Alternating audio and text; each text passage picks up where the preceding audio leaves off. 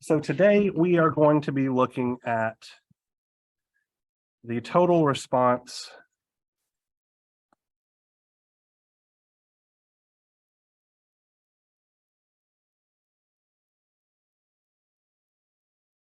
of parallel RLC circuits.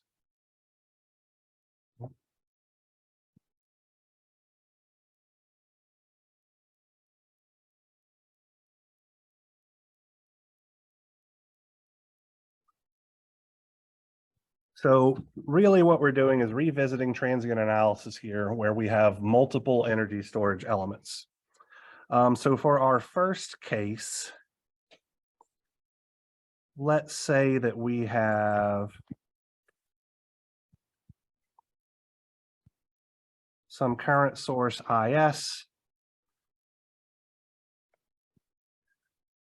like so. And I'm trying to think about how to make this switch work to do what I want it to do. So we'll figure that out in a second. Here's going to be a short circuit.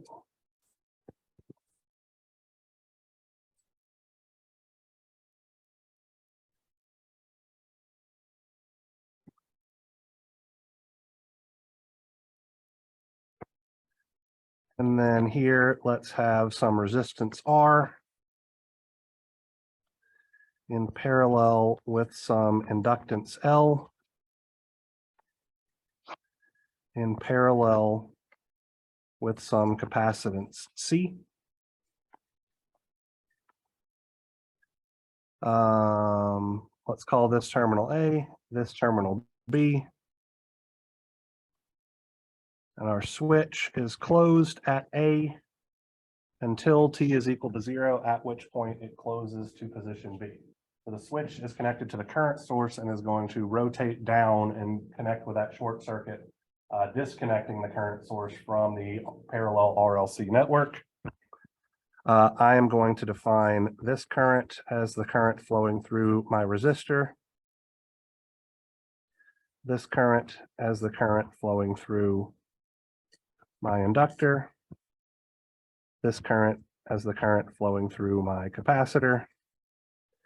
And because everything is in parallel, I will just define my voltage as V of T, where this voltage represents the voltage drop over the resistor, the capacitor, and the inductor, okay?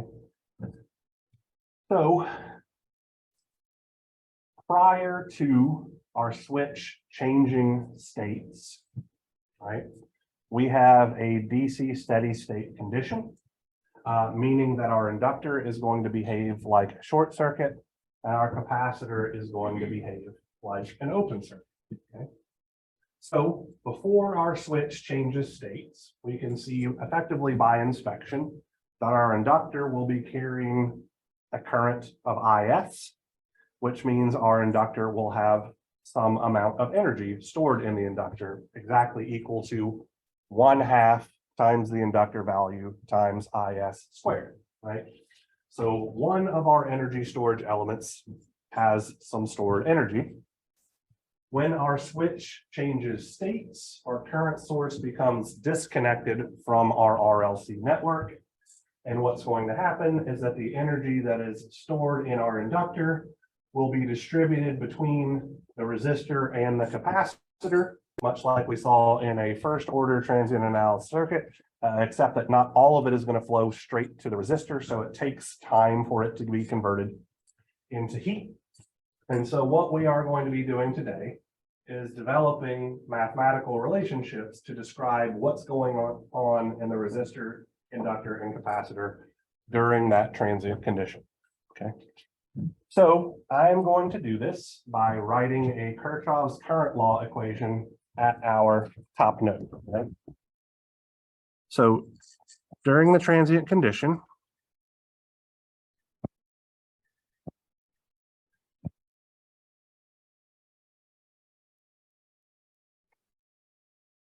where T is greater than or equal to 0 plus the moment after our switch change states, we could, oops, my apologies. We can say that IR of T plus IL of t plus IC of t must combine together to be equal to 0. Simple application of Kirchhoff's current law, right? I can express all three of these currents in terms of the voltage V of t. So IR of t is simply V of t over R.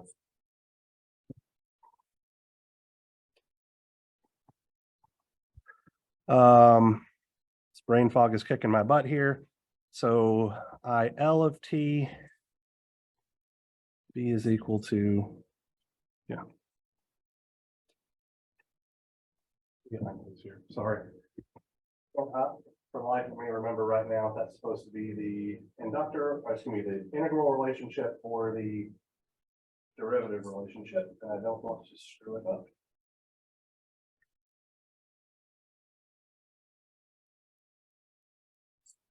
Because my brain is not working.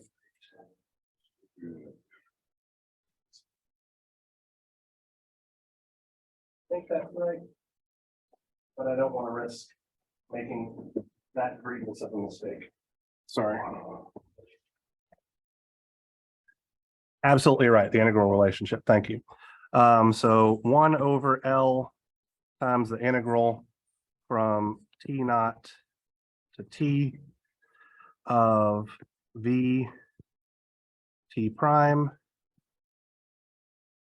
dt prime plus IL at T naught. And then if we use the integral relationship for the inductor, then we obviously need the derivative relationship for the capacitor. So that's going to be C times dV by dt is equal to 0. So right now we have an integro differential equation. I don't like integro differential equations because I don't like doing integrals really pretty much ever. So what I'm going to do, and this will serve two purposes really, is I'm going to take the derivative of this equation to get rid of my integral, and it will leave me with a second order linear differential equation, right? So I'm going to take the derivative and I'm going to rearrange a couple of things really quickly.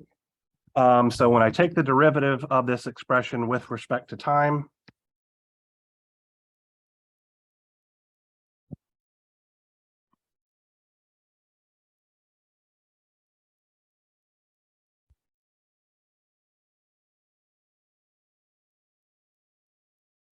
this WRT here means with respect to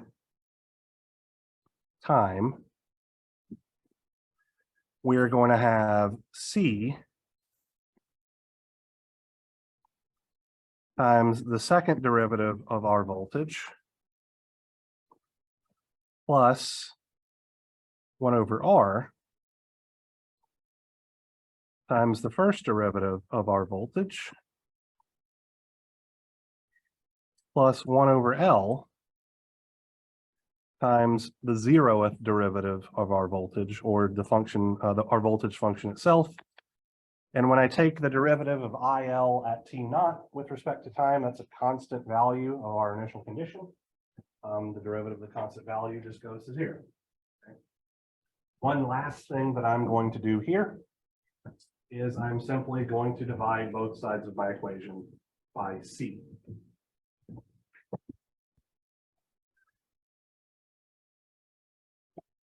Which will give me the second derivative of the voltage with respect to time plus 1 over RC dV by dt plus 1 over LC VT is equal to 0. So our goal now is to solve this linear homogeneous second order differential equation. So because not all of us have had Math 245 yet, I'm going to say that we solved the first order differential equation using an exponential function back in circuits 1. So we're going to give that a whirl here and see what shakes out. Okay. So we are going to guess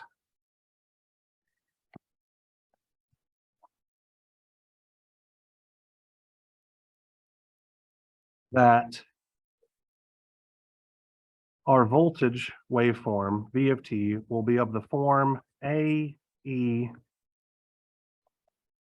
to the ST volts. What does that say about this? Yes.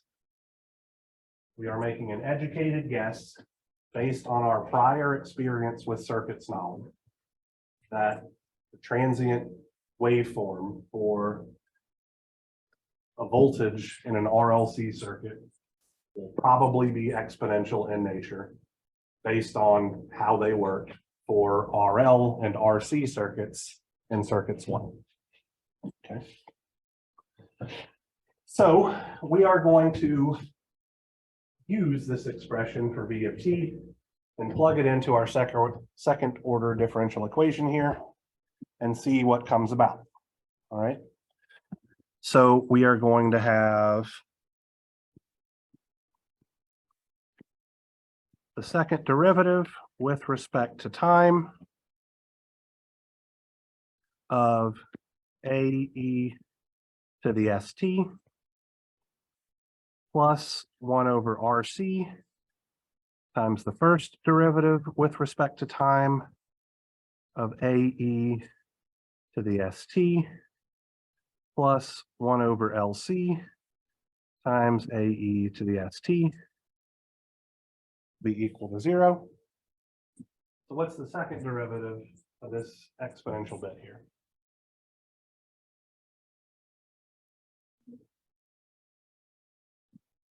Exactly right. So I'm going to write it as S squared AE to the ST. My first derivative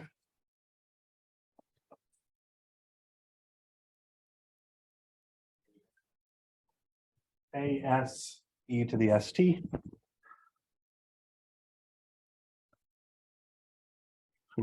SA. And then I don't need to do any derivative here, so this is just going to look like 1 over LC times AE to the ST is equal to 0. I'm going to do a little bit of factoring here. So there's an A term in everything. Then I'm going to have S squared plus 1 over RC times S plus 1 over LC e to the ST is equal to 0. Okay. So obviously this expression is 0 when A is equal to 0. That is a trivial solution and effectively assumes that our circuit was never connected to anything, right? So it's absolutely a solution, but it doesn't really tell us any information about our transient condition whatsoever. E to the ST will approach 0 if S is a negative quantity over some extended amount of time, which is helpful, but isn't really great here. And then we have this thing in the middle, which is just a simple quadratic equation, right? Second order polynomial of S.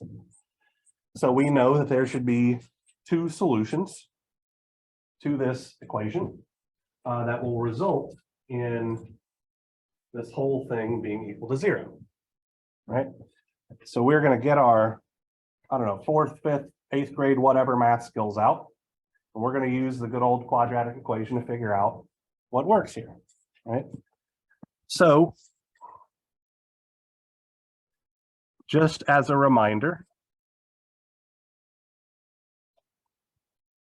our quadratic equation is negative b plus or minus the square root of b squared minus 4ac all over 2a.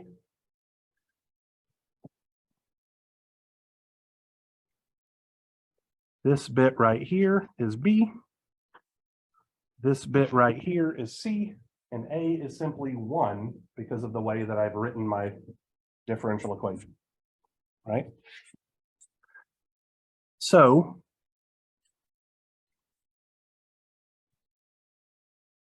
our first solution is going to be the one involving the positive sign here, right?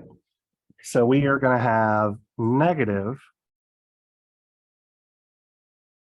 1 over RC plus the square root of 1 over RC quantity squared minus 4 times A, which is 1, times C, 1 over LC, like so, all divided by factor of 2. What I'm going to do now is I'm going to move this lonely 2 here in the denominator up into this expression. So that's going to look like negative 1 over twice RC plus the square root of 1 over twice RC quantity squared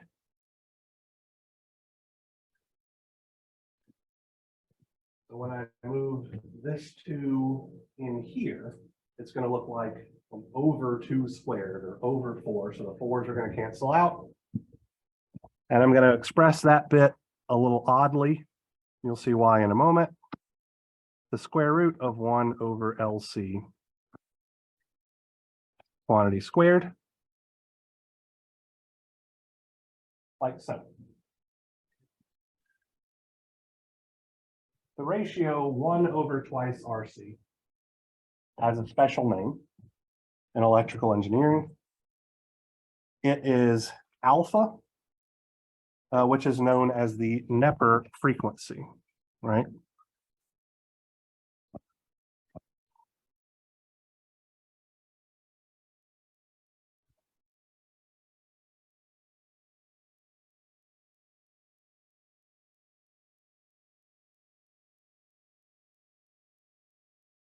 Measured in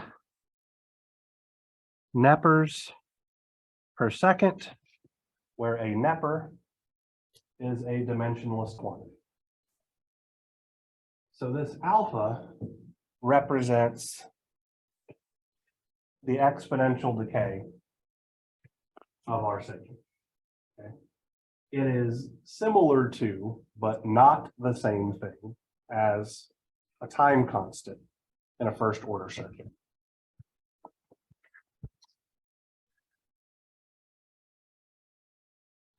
We are going to define square root of 1 over LC as the resonant frequency of the circuit.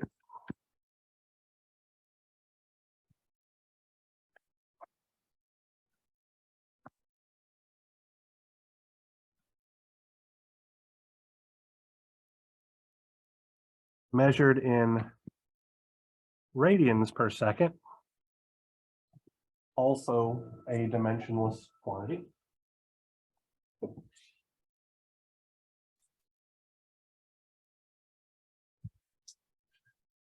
And the resonant frequency has lots of different meanings, even within electrical engineering. They really all boil down to the exact same thing, but it depends on the perspective that we're looking at. So in a resonator circuit, which some RLC circuits are, what the resonant frequency represents is the frequency at which we can get the maximum amplitude of output signal for the smallest amount of input signal. So effectively, it's a specific frequency that it wants to oscillate at. It also happens to be the exact frequency at which the impedance of this circuit is purely real. Those are the two ways we're really going to use it in the circuits courses. How many of you guys have heard of the Tacoma Narrows Bridge, maybe in your history classes or anything like that? Hayden, tell them what happened. Yeah. The wind made the oscillations, or so the wind was blowing that caused a bridge to oscillate at its resonant frequency, and the bridge destroyed itself within minutes. If you guys ever see construction going on with large scaffolding, so not really anywhere around here because we don't typically tend to build buildings very high. And you see people loading bricks and all this kind of stuff on top of the scaffolding, you might see people walk by and hit the scaffolding with a wrench every now and then. And you're listening for things, right? So when the resonant frequency is very high for that mechanical system and you strike that scaffolding with a wrench, you'll hear a high pitch sound. As you load that scaffolding with more and more weight, its resonant frequency gets lower and lower until a point where you can hit it with a wrench and it sounds like a low frequency or a bass note. That is about the point where the scaffolding is about to fail because it is overloaded, right? So mechanical resonant frequency and electrical resonant frequency represent a point where a small amount of input energy will cause a catastrophic, a potentially catastrophic event. So a large amount of resonance. All right. So in terms of alpha and omega naught, we could write S1 as negative alpha plus the square root of alpha squared minus omega naught squared. S2, scroll up here really quickly, is just going to be our second solution where we have a negative sign, or we're using the negative sign here. It's going to change literally none of this except for it's going to change the value of this sign. So I'm going to directly say, without derivation, S2 is negative alpha minus the square root of alpha squared minus omega naught squared. So this system that has two energy storage elements, one an inductor and one a capacitor, actually has two natural frequencies or two eigenvalues or two whatever you want to call it, two different values of S that will make this system or make our differential equation equal zero, right? So that means we can't have a single value of A that works. We're actually going to have two different values of A. Okay. So that our general solution here, V of t, is going to be of the form A1 e to the S1t plus A2 e to the S2t.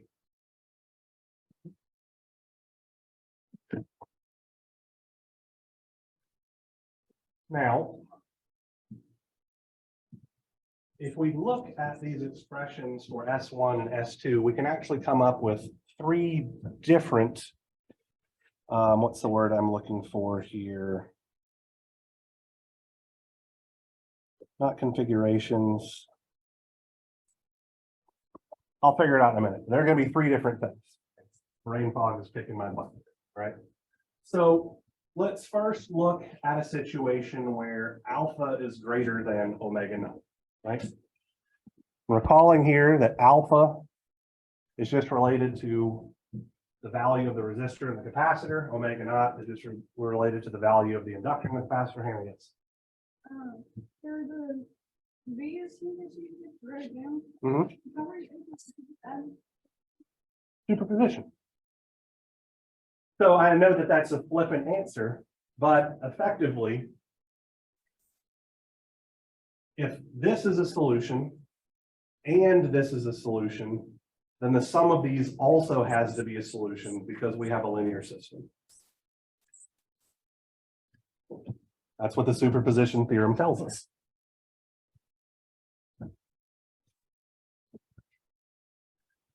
The quantities A1 and A2, much like we dealt with in circuits 1, our coefficient out in the front of our exponential decay are going to be related to the initial conditions on the system, and we'll talk about that here in a moment.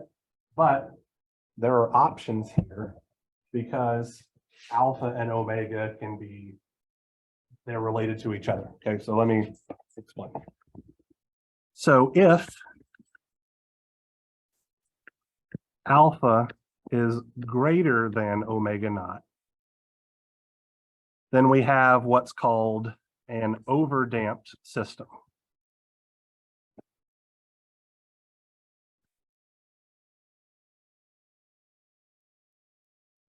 So in this overdamped system, S1 and S2 will both be real numbers.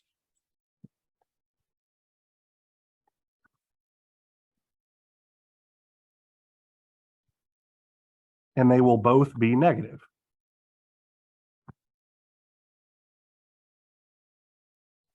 Meaning that we have some form of exponential decay, right? Because we have some initial value for a voltage that is exponentially decaying, plus some other initial value for a voltage that is exponentially decaying. And we're simply adding those two things together. So overall, we have some voltage signal that is exponentially decaying. In an overdamped system, it takes a long, I'm using air quotes here because we might be dealing with things where our frequencies are on the order of, tens of thousands of cycles per second or something like that, but it takes a long time for an overdamped system to settle to its final value. And I'll graphically illustrate this here in a moment.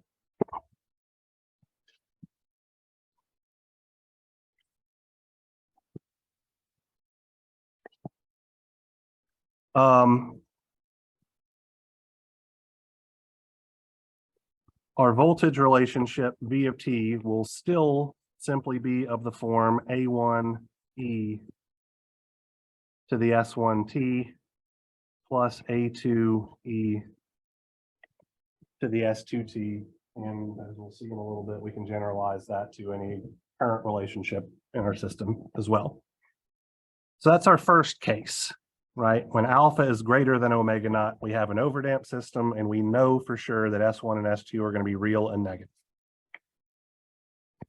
Our second case will be when alpha is equal to omega naught. We call this type of system a critically damped system.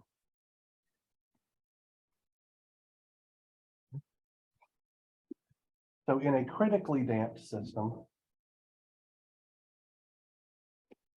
our signal will decay to its final value in the fastest amount of time possible without experiencing overshoot. Talk about what overshoot means when we talk about underdamped here in a minute. And I'll graphically represent it as well.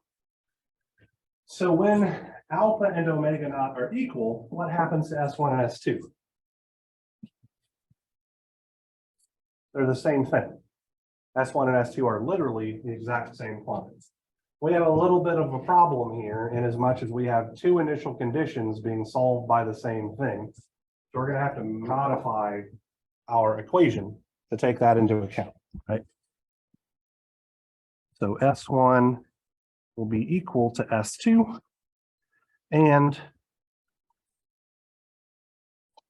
our voltage waveform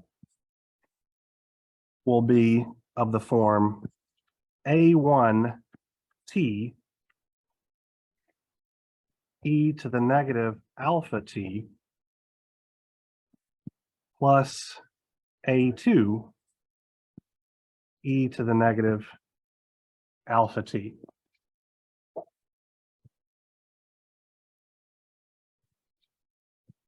So this is simply the generic equation for when we have a differential, second order differential equation with repeated roots in its second order quadratic function. Right? This allows us to, this negative alpha is simply S1 and S2. And then we have this time here so that we're going to wind up with two different initial conditions and two different solutions that we're going to add together. Okay.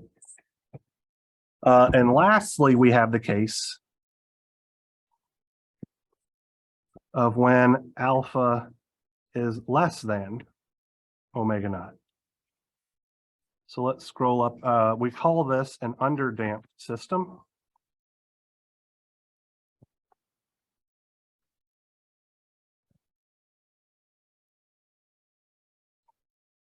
Right.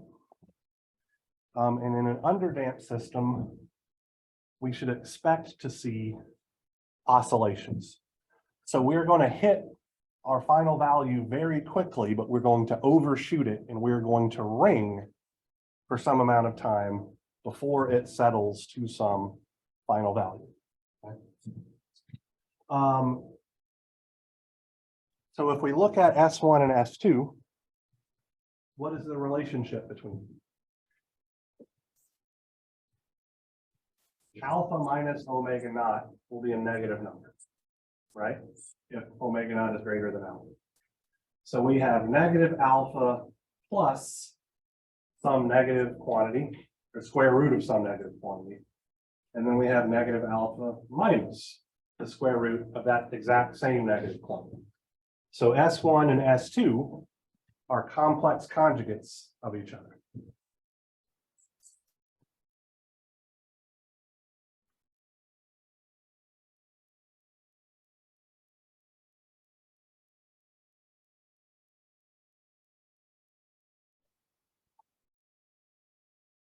This situation will also cause us to replace our simple response equation with something that works when we have complex roots. And so this is going to be V of t is equal to B1 cosine omega dt plus B2 sine omega dt. This whole thing multiplied by a factor of e to the negative alpha t. Okay.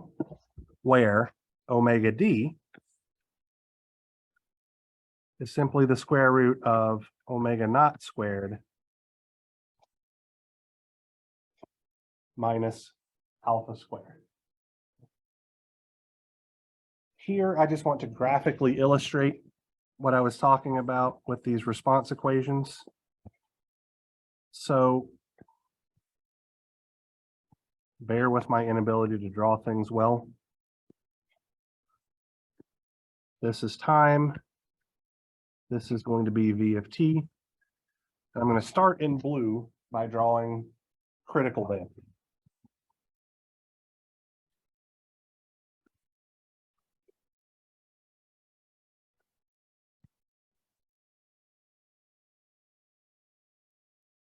So it's going to look like effectively an exponential decay because that's really all that it is. It's just two exponential decays added together.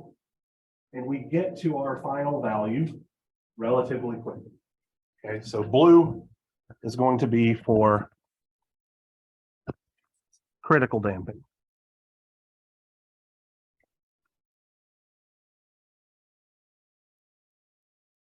Red is going to represent overdamping.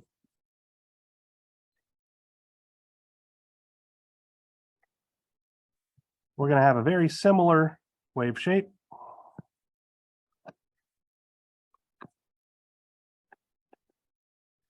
It's just going to take a long time to settle.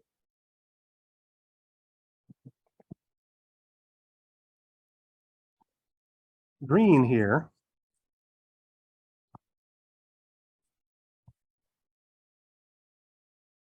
will represent underdamping. And it's going to take a long time to settle, but we're also going to be dealing with overshoot.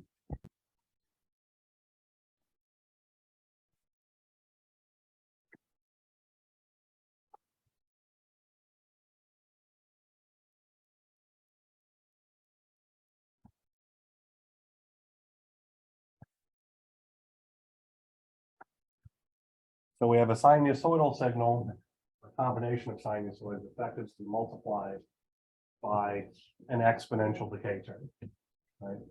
So in this particular circuit, the red curve is just as overdamped as the green curve is underdamped, or as far away from that critical damping location, right? All right, so we're going to go back through here and we're going to modify things really quickly because we talked about the natural response of this system here because we disconnected our current source. So what do you think would happen if the switch flipped the other way and we were connecting our current source? We're going to have a forced response just like we had way back in circuit 1, right? So as it stands right now, all of these are telling us what's happening between,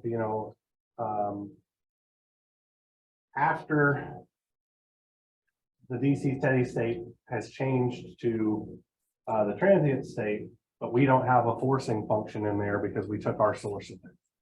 So what we're going to do to modify these equations to account for forcing functions, or when we're adding sources back into our system, is simply go back here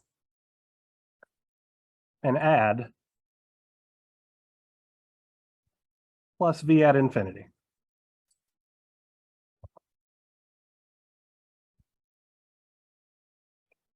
To all three of them.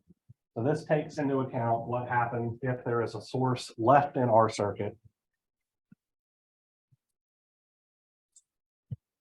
after the transient condition.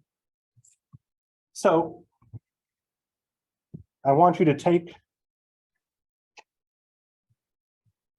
your table. I'm going to pull it up here. And I want you to notice what I have, right? So today we talked about parallel RLC circuits. We found that alpha was equal to 1 over 2 times RC. Omega naught is equal to the square root of 1 over LC. And I give you our response equation where here I just put it generically as Y, where Y can represent any current or voltage in our system. For an overdamped system, we know that S1 and S2 are equal to negative alpha plus or minus the square root of alpha squared minus omega naught squared. Talked about all of that kind of good stuff here a moment ago. I've also taken the time to go ahead and take the derivative of Y for you, because we're going to find out in these second order circuits where we have 2 energy storage elements, we're going to need a derivative based relationship in order to set up a system of equations to actually solve for our response, right? If we look here in this middle section, I have the relationships for critically damped circuits. The only thing that changes between parallel and series is the value of alpha. And then down here, we have this bottom third, we have the relationships that are used when we have an underdamped. So what I'm going to do for the next 30 minutes is we are simply going to work an example problem that will illustrate how to use this table to figure out what the response is. And then if we have enough time, we are going to look at simulating a circuit and seeing whether or not our analytical solution agrees to the simulation. If we don't have time to do the simulation today, we'll do it at the beginning of class on Wednesday. So let's analyze the circuit.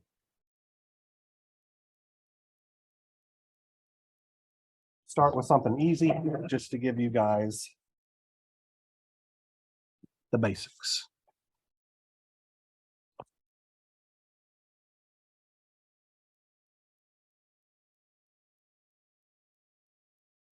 Let's say that we have a 100-volt source.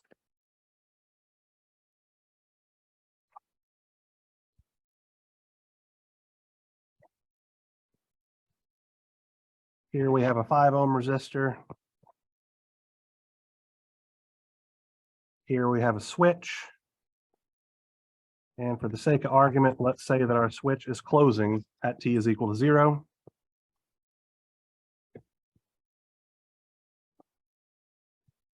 We have here a 1 ohm resistor.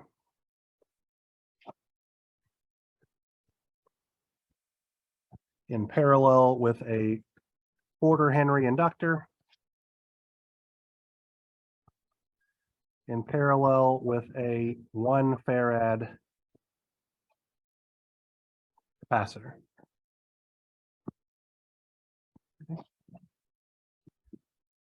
I'm going to define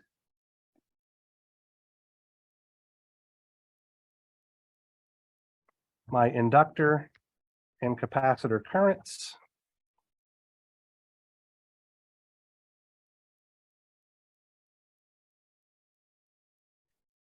And my voltage. My ultimate goal here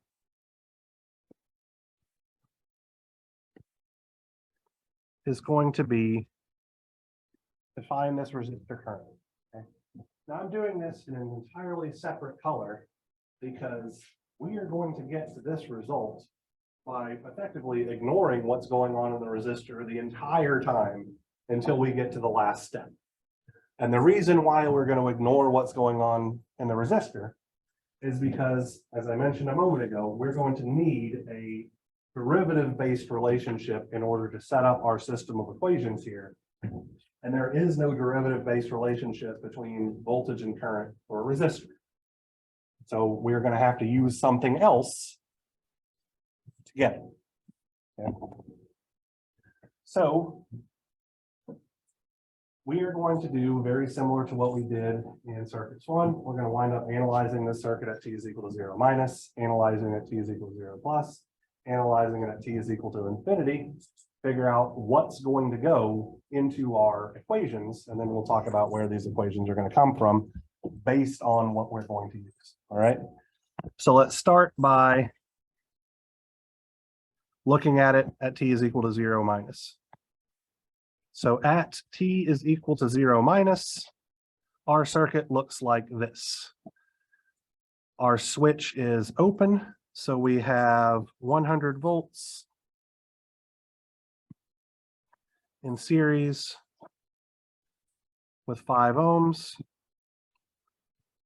We have an open circuit. Here is our 1 ohm resistor. Our inductor looks like a short circuit. And our capacitor looks like an open circuit. I'm going to call this voltage V of 0 minus. This current IC of 0 minus. This current IL of 0 minus. And those are the only 3 things that we need to solve. Because we have a parallel RLC circuit, our capacitor is in parallel with our inductor. V at 0 minus has to be 0 volts because the voltage drop across this short circuit has to be 0 volts.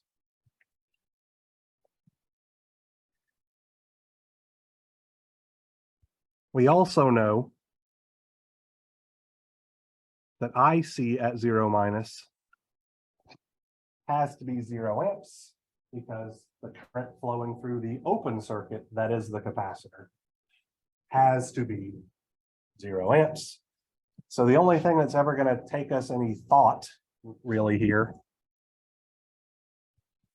is to figure out what IL is. And in this case, it's fairly obvious. because our inductor isn't connected to anything, right? We don't have anything exciting the right-hand side of our circuit. Our inductor current must be 0 amps as well. So there's our analysis at T is equal to 0 minus. Anybody have any problems with no energy being stored in our circuit before we close the switch to enable energy to be stored in our circuit? No, makes sense, right?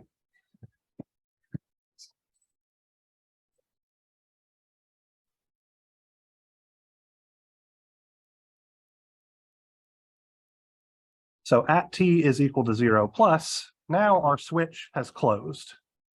Okay. So we have our 100 volt source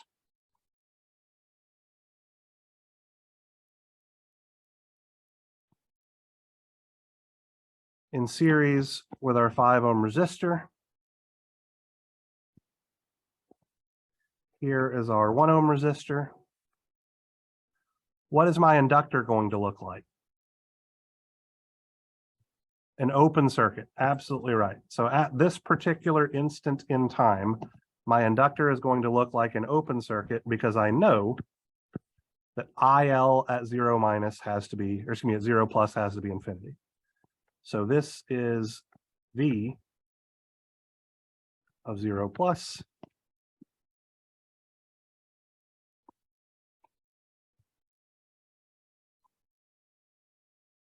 Here's IL at 0 plus.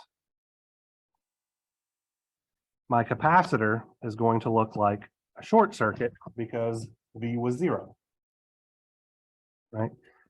So here's going to be IC at 0 plus, and out here we can say that V of 0 plus has to be 0 volts because this voltage is the voltage drop across the capacitor and it cannot change between 0 minus and 0 plus. Similarly, we know that IL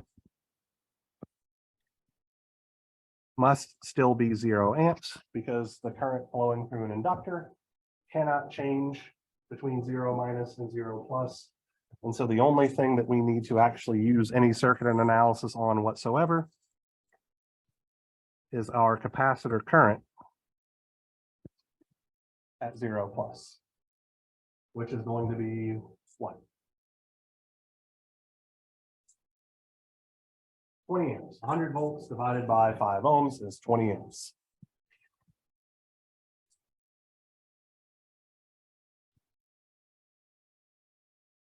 Right.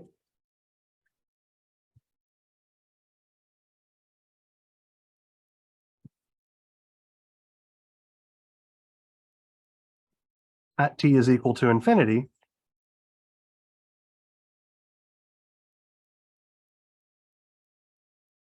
we're going to have the following circuit.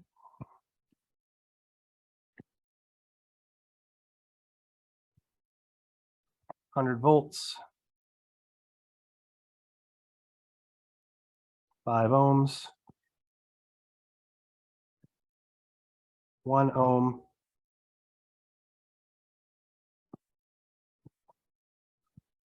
our inductor is going to look like a short circuit because we're at DC steady state again.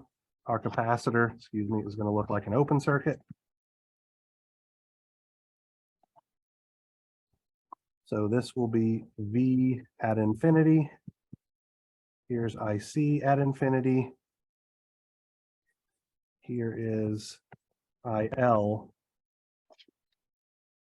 at infinity.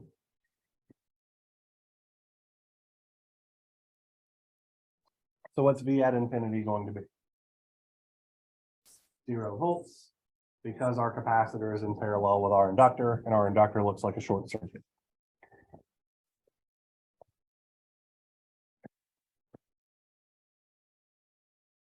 What's IL at infinity look like? 20 amps, because we have a 100 volt drop occurring across our 5 ohm resistor.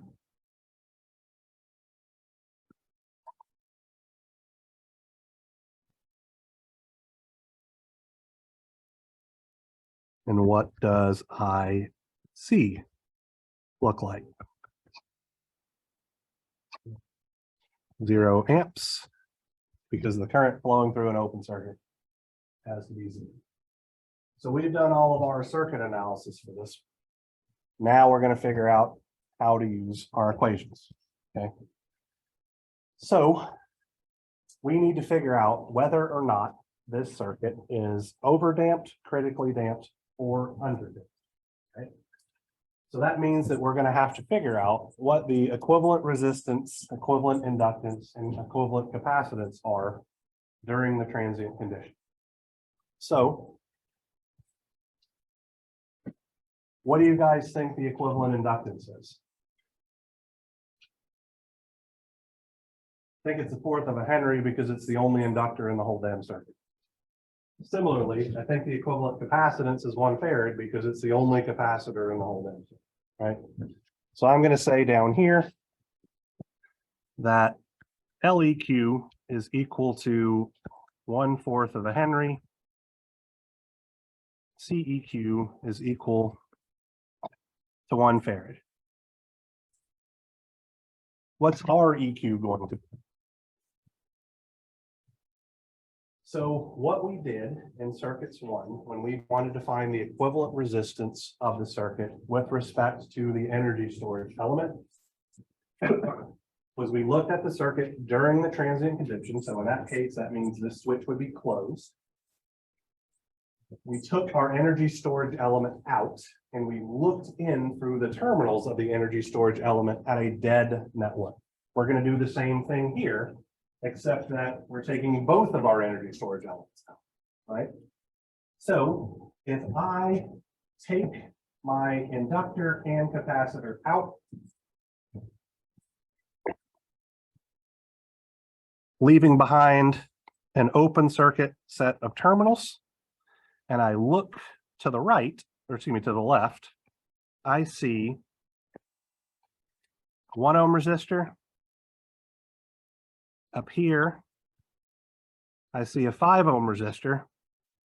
And recall that I need to be looking at a dead network, which means my voltage source is off or a short circuit.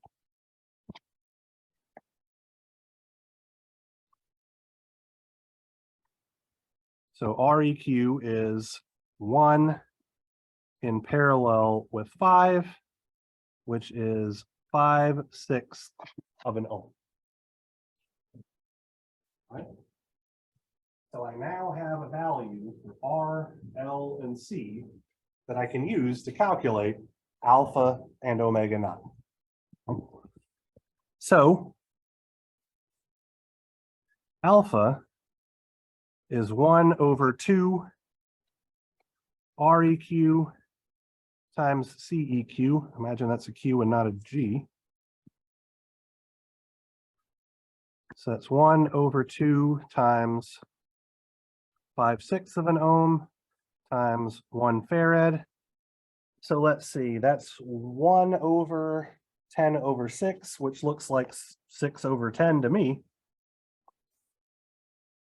So 0.6 nepers per second. By all means, experiencing brain fog, double check the math there, but that seems pretty straightforward to me. And omega naught is the square root of 1/LEQ times CEQ. So that's going to be 1/4 of a Henry times 1 farad to the negative 1/2 power. So effectively, the square root of 4 is 2.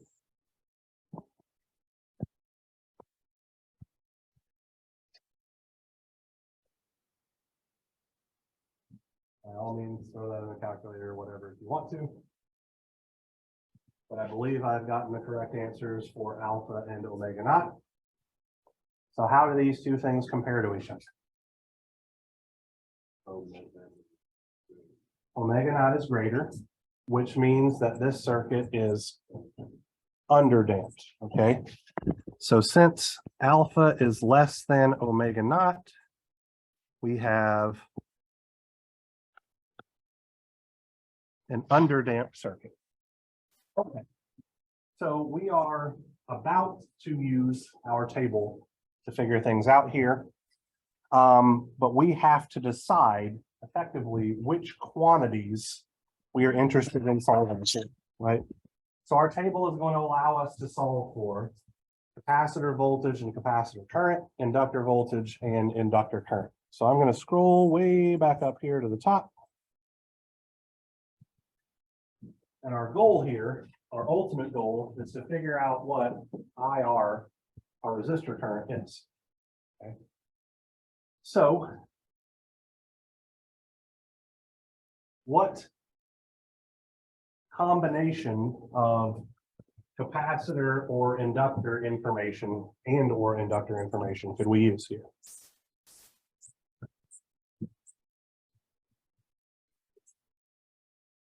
In order to solve for IR in the easiest possible way.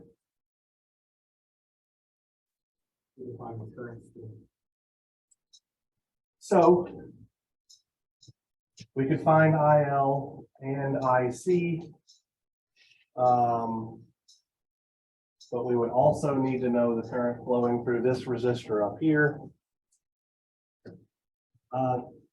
Why don't we just find V? Because V divided by 1 ohm gives us I. That's the least amount of work, right? There's always going to be multiple paths to do this. I am interested in doing it the laziest way possible because I am very lazy. Okay. So I'm going to argue here that finding V is going to be our ticket. But we have two different ways that we can find V. What I mean by that is V here represents the capacitor voltage, but it also represents the inductor voltage, right? So it is going to be less work for us if we consider this to be our capacitor voltage relationship, right? It may not be intuitively obvious to you. We could, if we had enough time, we could work it both ways and show you that we're going to get the same results. But I'm going to treat this as we're finding a capacitor voltage, okay? So what I mean by that is that my Y of t equation is going to be for this voltage, and my dy by dt equation is going to be for my capacitor current. So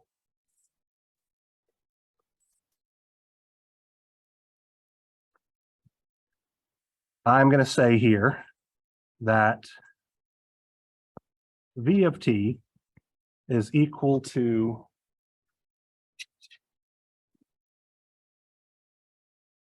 B1 cosine omega dt plus B2 sine omega dt e to the minus alpha t plus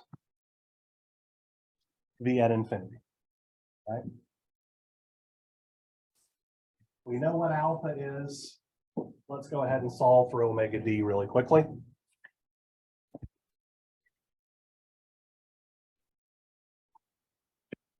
Omega d is going to be the square root of 2 squared minus 0.6 squared. I can't do that in my head.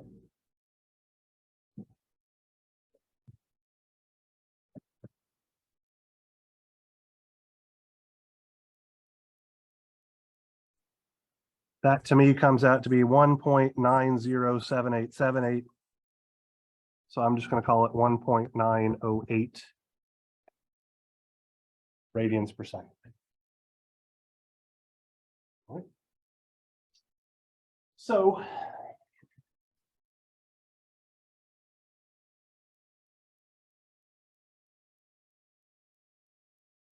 V at 0 plus. So all I'm doing here is I'm just going to evaluate this whole thing at 0 plus. So I'm going to have B1 times cosine of 0, which is going to look like what?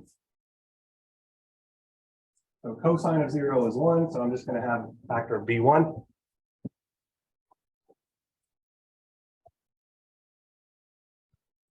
Then I have B2 times sine of 0. So what's sine of 0? 0, so B2 goes away. So I'm going to have B1 times e to the 0t. What's e to the 0? There's going to be B1 times e to the 0. So e to the 0 is 1. So this whole thing right here reduces to B1 plus b at infinity.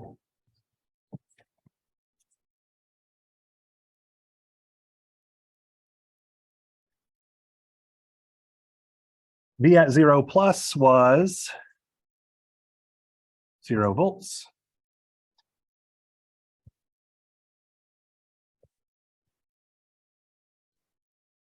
Excuse me, that should be equal to B at infinity was also 0.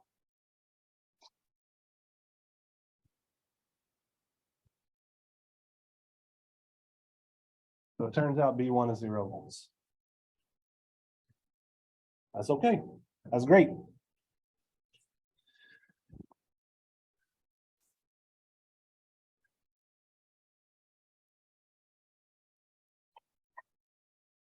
Capacitor current, IC of t, is by definition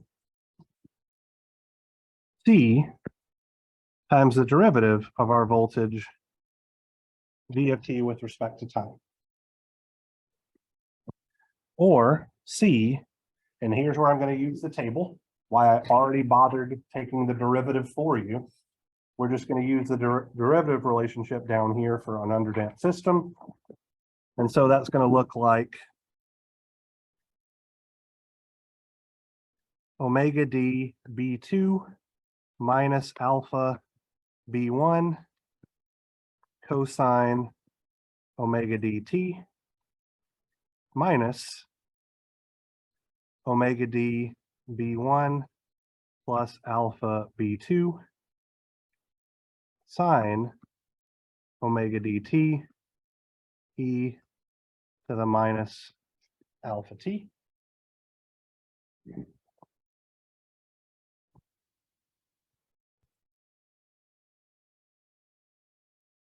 So what's our capacitor current going to look like at 0?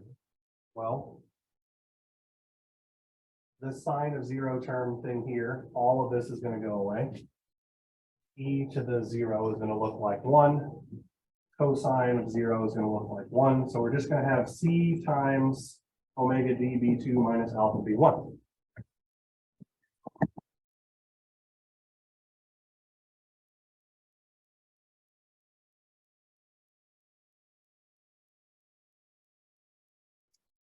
Right. Since B1 is 0,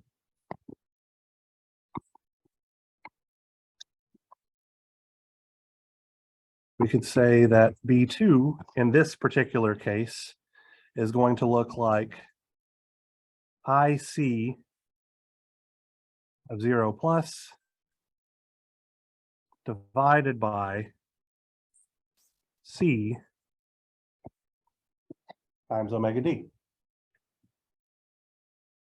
Did I do that algebra correctly? Assuming that this part right here is 0. So just divide by C times omega d. Okay. So IC at 0 plus was 20 amps. Divided by 1 farad times 1.908 radians per second. What are the units of farads, by the way? Amp second per volt. So this is an amp second per volt. We have amps over amps, so the amps cancel out. Seconds times per second, so the seconds cancel out. So we have 1 over volts, which is just a volt. Makes perfect sense, right? So 20 divided by the answer I previously had in my calculator, I get to be 10.483 volts. Because I'm only looking for my capacitor voltage right now, I don't really need to have any other information. Okay. So from here, I can say that V of t is equal to, so B1 was 0, so that whole first thing goes away. So I'm going to have 10.483 sine 1.908 t e to the negative 0.6 t plus infinity is 0 volts. And from this, IR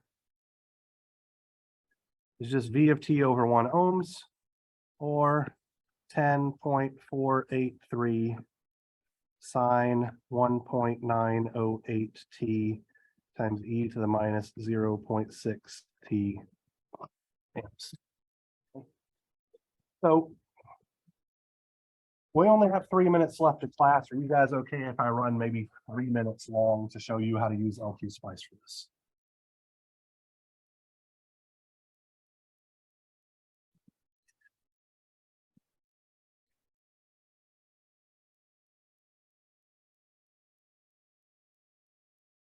All right, so I'm going to draw my circuit here really quickly.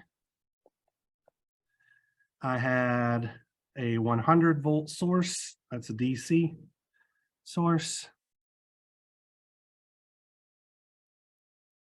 in series with a 5 ohm resistance.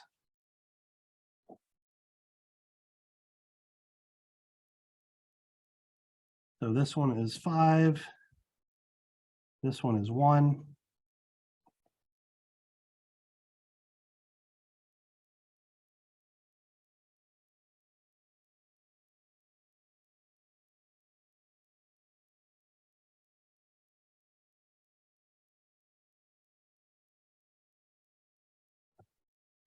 Let's see, now I need my inductor, which was 0.25 Henrys. Now I need my capacitor, which was 1 farad. I always put my ground to be the negative polarity terminal of my capacitor voltage.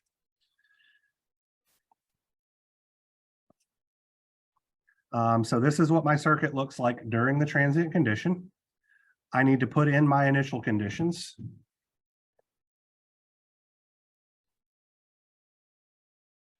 So actually, let me cancel this really quick here. Just for simplicity's sake, I'm going to label my capacitor voltage positive polarity terminal as VC, so that when I put in my initial condition, I'm going to have dot IC, the voltage at node VC is equal to 0 volts because we started at 0 volts. And dot IC, the current flowing through inductor L1 started at 0 amps. We'll throw those down here. And I'm going to edit my simulation command. So let's see. Alpha in this case was negative 0.6 seconds.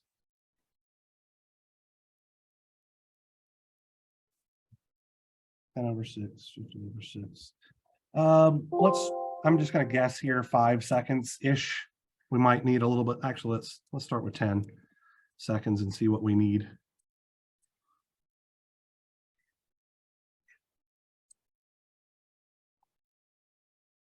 All right, so one thing that I want to point out here,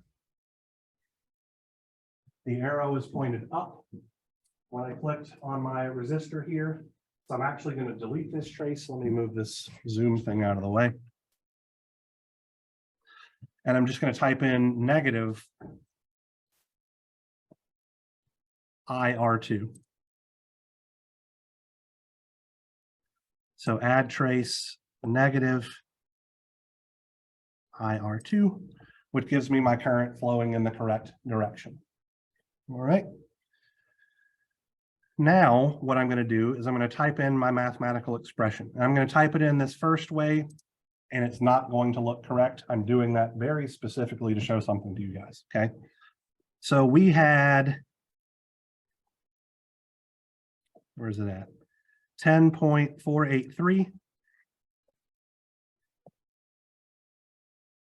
times the sine of 1.908 times time times exp of negative 0.6 times time. Does not look the same.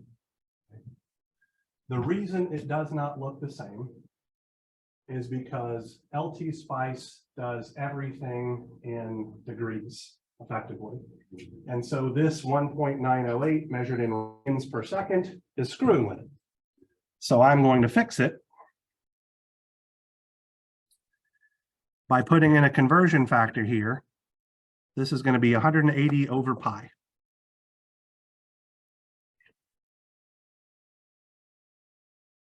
Now, my blue curve pretty well completely overlaps my green curve. There's a little bit of hiccup here that I believe is due to rounding error. Notice that our scales are the same on both the left-hand side and the right-hand side, right? So we have 7.2 on the right, 7.2 on the left as our top, negative 2.7 on the right, negative 2.7 on the left. So our analytical solution for this underdamped parallel RLC circuit pretty much perfectly matches the simulation. If we gave more digits here and here, it would completely and utterly overlap, right? So this is how we can verify that our work is correct for any one of these circuits. Intentionally gave you guys a circuit that was underdamped for today to bring up the point that if you do not convert radians per seconds into degrees per seconds in LT Spice, you can be doing everything correct and it look like you're having the wrong result. So if you're sure that you're doing things right and it's not giving you the right answer, make sure you remember to convert omega from radians per second into degrees per second, and then make sure that your scale on the right-hand side is equal to the scale on the left-hand side. If you've done both of those things and your answer isn't matching the simulation, then either you've put stuff into the simulation incorrectly or you have an error in your work somewhere. All right. All right, that is enough out of me for today. I will see you guys on Wednesday where we will talk about theories RLC circuits.